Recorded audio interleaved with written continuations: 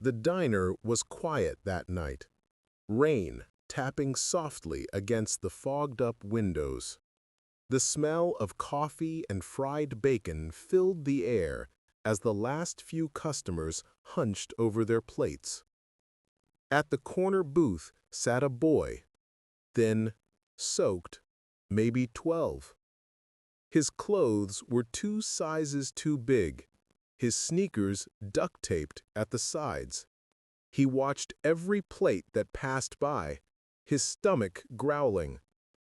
In his trembling hands, he held 3 crumpled dollar bills. When the waitress stopped beside him, he looked up and whispered, "Can I get 1 pancake, please?" She smiled kindly, but when she looked down at the bills, her heart twisted. Before she could answer, the door chimed, and a man in a military jacket walked in, shaking off the rain. What happened next would change both their lives forever. But before we dive in, make sure you hit like, share, and subscribe. And tell me, where are you watching from tonight? I love knowing how far these stories travel. Now, let's go back to that little diner on Maple Street. Jess Turner had been a waitress for almost 20 years. She'd seen every kind of customer come through her doors: truckers, lonely old men, teenagers running from home. But something about that boy felt different. His eyes were tired, not from lack of sleep, but from carrying too much sadness for someone his age. "Hey, sweetheart," Jess said softly. "You okay?" The boy nodded, his lips trembling. "Yes, ma'am. I just need to buy 1 pancake. My little sister's waiting outside. She's hungry." She froze. "You have a sister with you?" He nodded. "She's 6. She don't like the rain, so I told her to wait under the awning. Please, I'll pay." She swallowed hard, hiding the lump in her throat. "You keep your money, honey. I'll bring something out, okay?" The boy's eyes widened. "Really?" "Really." She turned to the kitchen and whispered, "Sam, plate up a kid's breakfast, extra pancakes, bacon, hot chocolate." The cook frowned. "We're closing in 10 minutes, Jess." "I know, but we're not closing till that boy eats." While she worked, the man in the military jacket, Tom Harris, a retired Army mechanic, watched quietly from his seat. He'd seen that look before: hunger, desperation. He remembered it from the faces of war orphans overseas. When Jess brought the food, the boy whispered, "Thank you, ma'am," then ran outside. Moments later, through the rain-streaked glass, Jess saw him kneel under the awning, sharing the meal with a small girl wrapped in a torn blanket. She smiled, laughing as she took her first bite. Jess felt her eyes sting. "Lord, what's their story?" she muttered. Tom stood, leaving a few bills on the counter. "I'm gonna find out," he said, pulling his jacket tighter. He stepped outside into the rain, kneeling beside the children. "Hey, kid, you got a name?" He hesitated. "Liam, and this is my sister, Katie." Tom nodded. "Where's home, Liam?" The boy's eyes dropped. "We don't got one, sir. Not since the fire." Jess stepped outside, umbrella in hand. "Fire?" Liam nodded. "Mom and Dad, they didn't make it. We were staying with someone, but he said we couldn't anymore. Been sleeping in the old bus station since Monday." Jess and Tom exchanged a look, half heartbreak, half fury at a world that let this happen. Jess crouched beside them. "Sweetheart, you and your sister can't sleep out there. It's freezing." Liam shook his head. "We'll be okay. I promised Katie we'd find a place soon. I'm gonna work." Tom knelt, resting a hand on the boy's shoulder. "Work, huh? You remind me of someone I used to be." He pulled out his wallet and pressed a 20 into Liam's hand. "Take it." Liam shook his head fiercely. "No, sir. I can't take money I didn't earn." Tom stared, something breaking inside him.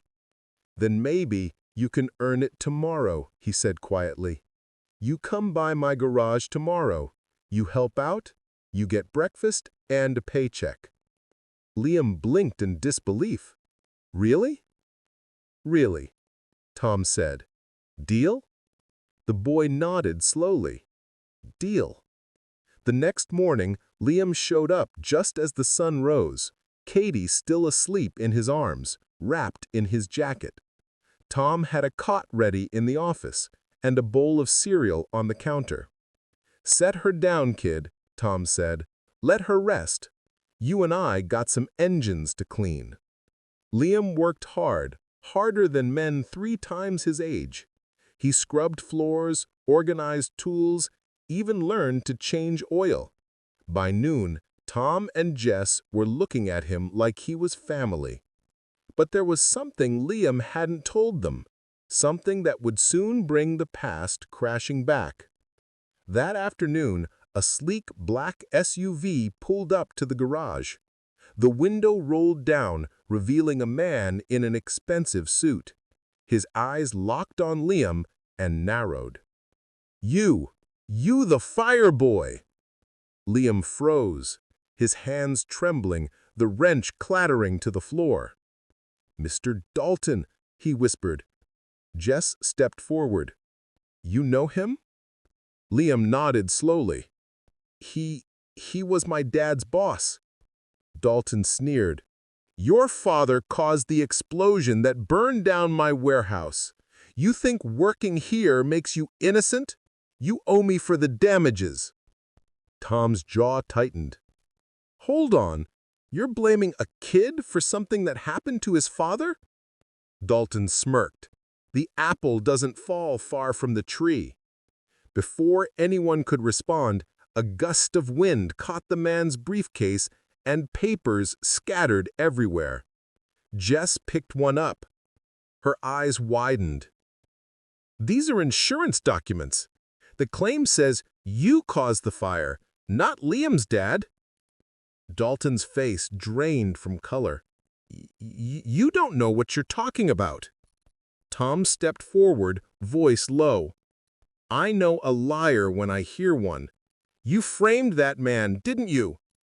Dalton turned pale, backing toward his SUV. "This isn't over." He slammed the door and sped away. Jess turned to Liam. "Honey, did your mom ever talk about what happened?" Liam nodded. "She said Dad tried to stop a leak at the warehouse. He saved 2 workers before it blew up. But nobody believed her." Tom clenched his fists. "Then it's time somebody did." That night, Tom made calls to old Army friends, to a buddy at the fire department, even to a local reporter who owed him a favor. Within 2 days, evidence surfaced. Photos, emails, and testimony proving Dalton had cut corners on safety to save money and blamed Liam's father when it all went wrong. The story exploded across the local news. Hero mechanic died saving coworkers. Employer faces fraud charges. Dalton was arrested, and for the first time in years, Liam's family name was cleared. Jess hugged Liam tightly as Katie clung to her brother's side. "Your daddy was a good man," she whispered, "and he'd be so proud of you." Tears rolled down the boy's cheeks. "We don't got anywhere to go now, though." Tom crouched beside him. "You do now." He handed him a key. "Back room's got 2 beds and a bathroom. It ain't much, but it's home till we find something better." Liam stared at the key, then at Tom. "Why are you doing this for us?" Tom smiled softly. "Because someone once gave me a second chance when I didn't deserve it. I'm just passing it on." Weeks passed. Liam and Katie started school again, their laughter filling the garage every morning. Jess dropped by with hot breakfasts, always pretending she was just testing new recipes. Business at Tom's garage boomed after the news story aired. Locals came not just for repairs, but to shake his hand. They called him the man who fixed more than engines. One evening, Liam handed Tom an envelope. "Sir, I've been saving from my pay. I want to pay rent." He opened it. 5 crumpled bills. He chuckled. "Tell you what, kid, you keep that. But one day, when you see someone else who's hungry, you help them. That will be payment enough." Months later, a small ceremony was held downtown. A plaque was unveiled at the fireside. It read, "In memory of Daniel Carter, who gave his life so others could live." Liam stood beside his sister, holding her hand.